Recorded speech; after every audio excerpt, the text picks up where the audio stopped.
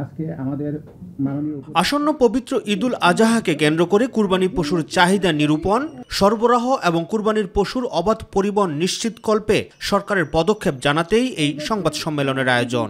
কোরবানির পশু ক্রয় বিক্রয়ের জন্য সারা দেশে পশু চাহিদা নিরূপণ, সরবরাহ এবং কোরবানির পশু অবাধ পরিবহন নিশ্চিত করা খুবই প্রয়োজন। মৎস্য ও প্রাণী সম্পদ উপদেষ্টা ফরিদা আক্তার জানান, এবছর দেশে উৎপাদিত গবাদি পশুর সংখ্যা 1,24,47,337টি।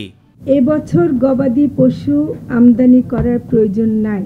কোরবানিযোগ্য হৃষ্টপুষ্টকৃত গবাদি পশুর মধ্যে 56,02,905টি গরু মহিষ, 68,38,920টি ছাগল ভেড়া এবং 5,512টি অন্যান্য প্রজাতি সহ সর্বমোট 1,40,47,337টি গবাদি পশুর প্রাপ্যতা আশা করা যাচ্ছে।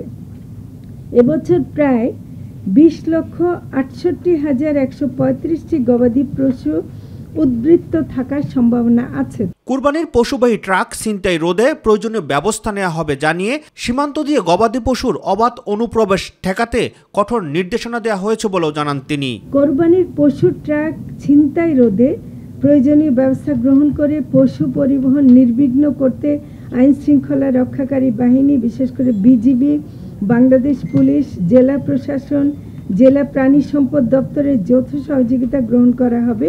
ঈদকে কেন্দ্র করে কেউ যেন বাজার অস্থিতিশীল করতে না পারে সেজন্য সকলের সহযোগিতাও চান মৎস্য ও প্রাণী সম্পদ উপদেষ্টা। ঈদের বাজার কেউ যেন অস্থিতিশীল করতে না পারে এবং এই ব্যাপারে আপনাদের সহযোগিতা আমাদের লাগবে। রাকিব হাসান, মাই টিভি, ঢাকা।